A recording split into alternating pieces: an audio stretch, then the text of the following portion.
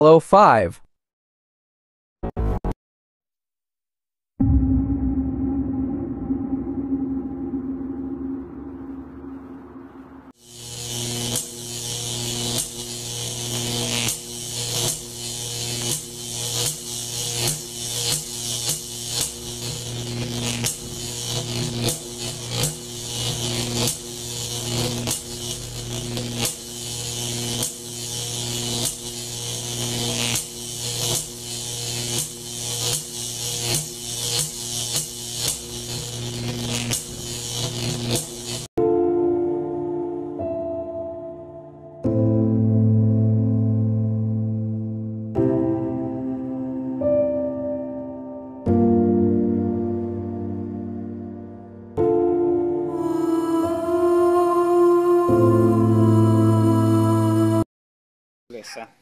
Damage siya.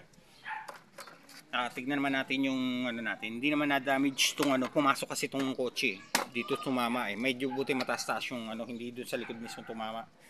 Ayan. Ayan, wasak na siya. Nakakatawa. Ayan. Yung mga dinisay natin, ayan oh.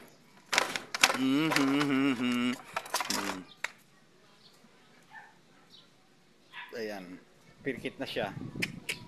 Meow meow meow meow. Meow meow meow meow.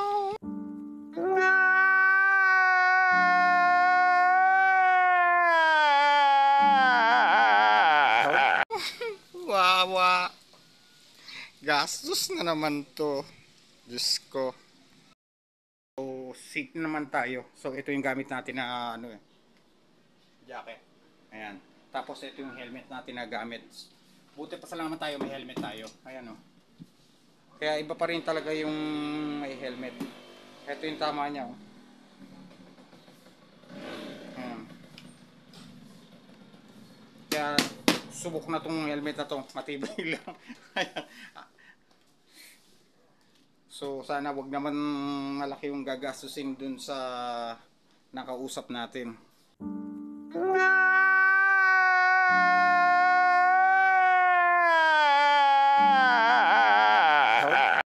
So pati ipa-check niya daw. Pisngot lang naman sa likod, kaya lang ano yun, kotse na Toyota. So pasensya na rin at oo, kasalanan din natin kasi hindi tayo hindi tayo masyadong dumistansya. Yun nga lang, pagka single talaga, pag nag-sudden brake yung nasa harap na four wheels mo, talagang papakat at papakat ka sa likod. Kaya mga viewers, ito aral din dun sa atin naman ulit na talagang kailangan hindi tayo talagang pumapakat ng gusto dun sa ano. Kaya lang talaga sudden brake, hindi natin naasahan aksidente. Ito naman, okay naman tayo. Sana. Pero wala naman tayo na ano. Iba talaga yung pagka naka-complete gear. Kita nyo, wala tayong gas-gas. At nagsirko tayo para tayong ano. Buti meron tayong laing stuntman na Totoo yan. Bola lang yan. kamag-anak natin si Batman. Ano ang senyo na tamimik? So, ito,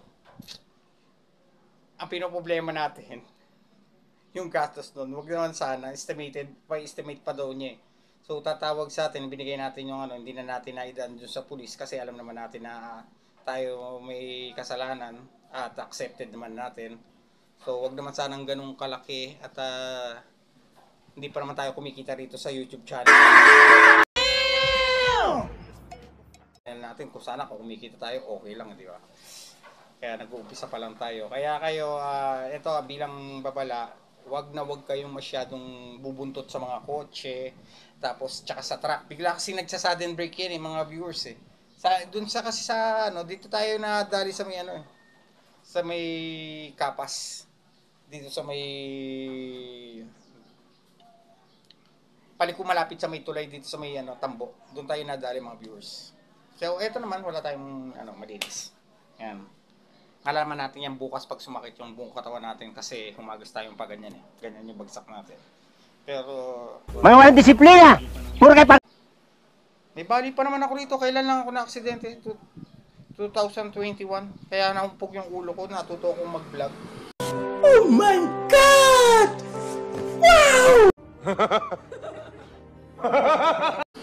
May bali tayo ng 5 tadyang. At thank God naman, hindi siya na, doble ingat na natin. Tapos nadali pa tayo. Kaya minsan ayoko talagang bumubuntot. Mas gusto ko pa yung gumigit na lang tayo sa linya eh. Yung kasalubong natin yung, counterflow. Kasi mas kita natin eh. Kaysa dun sa likod tsaka sa shoulder, may mga biglang pumihintong jeep yan. Kaya doble-doble ingat mga viewers. Ito bilang ko lang din sa inyo. So kawawa si toothless natin. Mas pasalamat naman tayo at yun lang, di ba, limawasak yung motor. Wag lang yung tao. Di ba?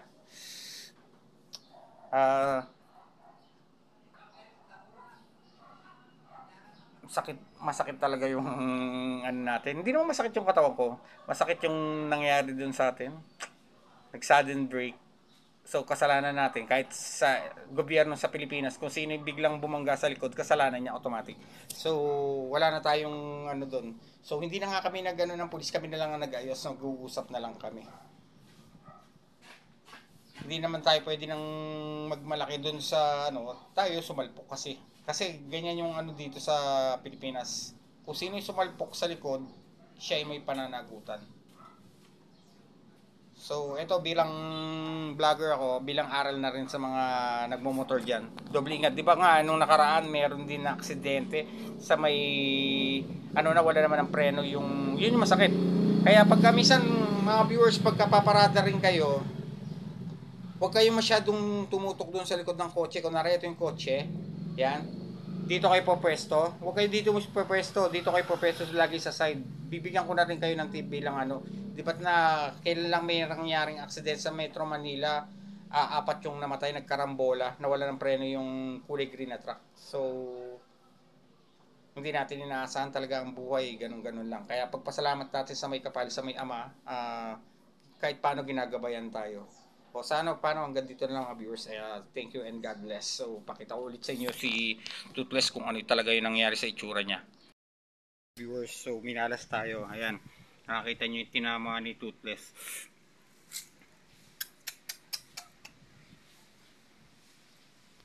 Yan, swerte naman at wala naman tayong tama. Thank God.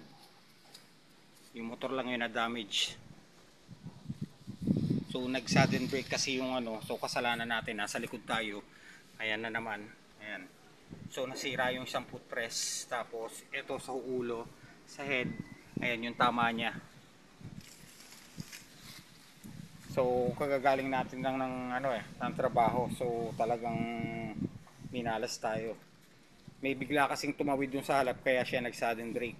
Hindi niya naman din kagustuhan. Kaya nakapag-usap naman na kami kung magkano yung estimated nung gagawin ng sasakyan niya. So sa batas kasi ng Pilipinas, kung sino yung bumangga sa likod, siya yung may kasalanan. Dapat kasi may distansya talaga ng isang kaya lang dahil single yung gamit natin, so hindi tayo kagad nakapag so bumalentong tayo. At ito naman, wala naman tayong pilay. Ayan.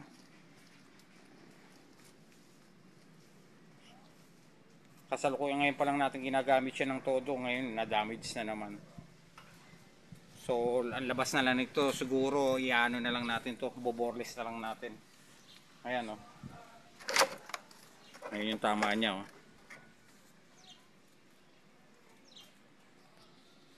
So nakauwi naman tayo, okay naman, wala tayong pilay kasi naka-complete gear. Iba rin pa rin talaga yung naka-complete gear tayo mga viewers. Jumelo 5